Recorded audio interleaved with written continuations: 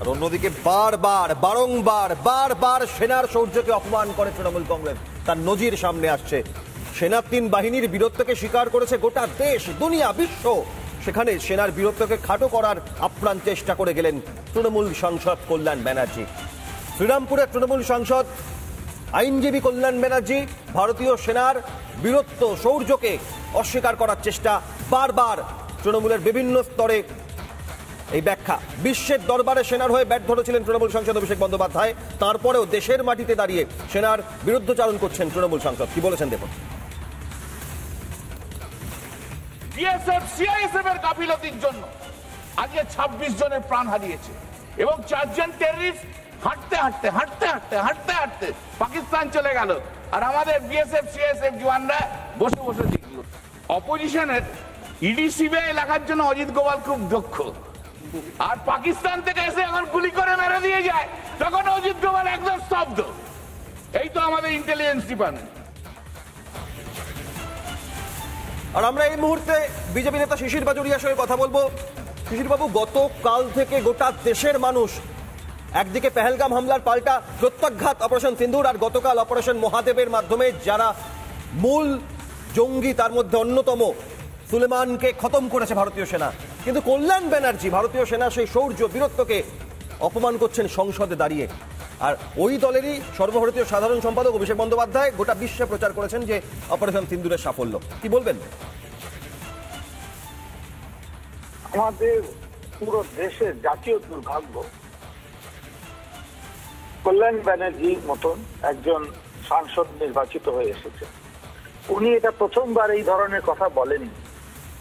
আমি আশা করব, জানি না কত হবে, কিন্তু আমার আশা কি তৃণমূল কংগ্রেসের যে সাধারণ সম্পাদক, যাকে এরা বলে সর্বভারতীয় সাধারণ সম্পাদক, একটা রাজ্যের পার্টির সর্বভারতীয় সাধারণ সম্পাদক, যদি উনি একটা স্পষ্ট করে দেন বিদেশে গিয়ে যেসব কথা উনি বলে এলেন সেটা ঠিক না, ওনার এই যে সাংসদ যেসব কথা বলেছেন পার্লামেন্টে ওই ঠিক, এটা ওনাকে স্পষ্ট করতে হবে। মানুষ এটা ওনাকে জিজ্ঞেস করবে, মানুষ জিজ্ঞেস করছে এটা কি হলো। আর যেইভাবে যেই আচরণ ভঙ্গিতে গতকাল কল্যাণ বাবু পার্লামেন্টে বলেছেন, পুরো বাংলার মাথা হেট হয়ে গেল, নিচু হয়ে গেল। আমাদের যারা আমাদের রক্ষা করে, যারা আমাদের বাঁচায়, তাদের নিয়ে এই কথা বলেছেন। একেবারে এই বক্তব্যের প্রতিক্রিয়া বিভিন্ন মহল থেকে যেভাবে উঠে আসছে নজর থাকবে। অনেক ধন্যবাদ। শিশির বাজোরিয়া বিজেপি নেতা ছিলেন। এই মুহূর্তে আমাদের সঙ্গে খড়গপুরের বিজেপি বিধায়ক হিরণ চট্টোপাধ্যায় রয়েছেন। হিরণ, এটাই জানতে চাইবো আমি আপনার কাছে যে অভিষেক বন্দ্যোপাধ্যায় বিশ্বের দরবারে গিয়ে অপারেশন সিন্দুরের সাফল্যের কথা বলছেন, আর কল্যাণ বন্দ্যোপাধ্যায় তিনি সেনার বীরত্ব, শৌর্য, অপারেশন সিন্দুর, অপারেশন মহাদেব সংসদে দাঁড়িয়ে তার তিরস্কার, নিন্দা করছেন। কি বলবেন?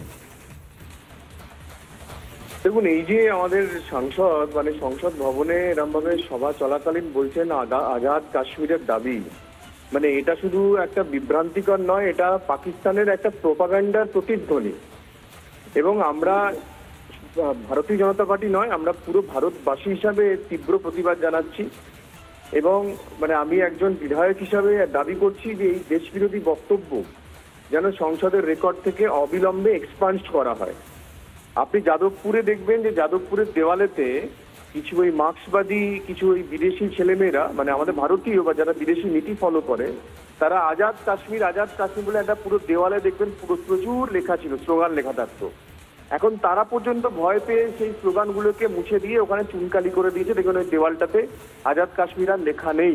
হিরণ, আমি এখান থেকে একটা বিষয় বোঝার চেষ্টা করি। হিরণ, অনুপ্রবেশকারী বাংলাদেশিদের প্রতি প্রেম, ভোটার তালিকা নিয়ে তাদের প্রতি সহানুভূতি, আর এবার পাকিস্তানের প্রতি, সন্ত্রাসবাদীদের প্রতি প্রেম, তার কারণ কোন সাধারণ আম নাগরিকও মনে হয় পাক অধ্যুষিত কাশ্মীরকে আজাদ কাশ্মীর বলে না, যে একজন আইনজীবী সাংসদ বলছেন সংসদে দাঁড়িয়ে। হিরণ, না, একদম এটাই তো সত্যি কথা। আমি সেটাই বলতে চাইছি যে একজন ভারতবাসী হিসেবে আজাদ কাশ্মীর বলছে, এটা আমাদের কাছে লজ্জার।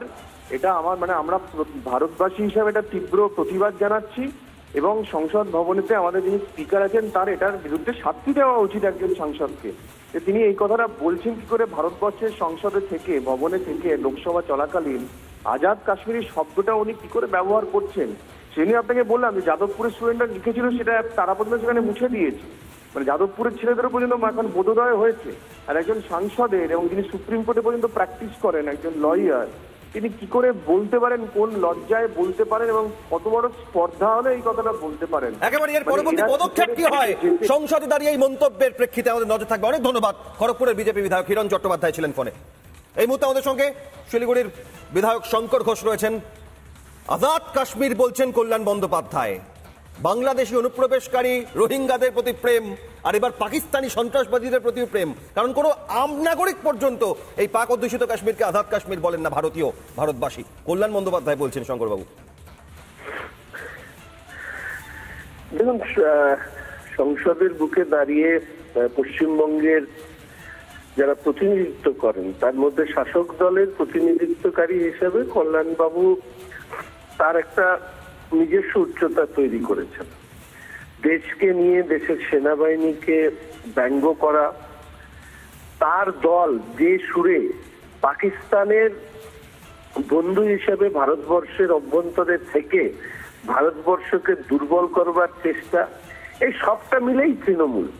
ফলে পশ্চিমবঙ্গ থেকে যারা নির্বাচিত হয়ে শাসক দলের হয়ে সংসদে যাচ্ছেন আর যারা এনাদেরকে সংসদে পাঠাচ্ছেন, তাদের নিশ্চিতভাবে ভাববার সময় এসছে যে ভারতীয় জনতা পার্টির বিরোধিতা করতে গিয়ে যে দল দেশ বিরোধী হিসাবে নিজেদেরকে তৈরি করেছে, তাদেরকে বিসর্জন না দিলে এই রাজ্যের নরক দর্শন অবশ্যম্ভাবী। অনেক ধন্যবাদ। শঙ্কর ঘোষ বিজেপি বিধায়ক আমাদের সঙ্গে ছিলেন ফোনে। বিজেপি রাজ্য সভাপতি শ্রমিক ভট্টাচার্য কি বলছেন দেখুন।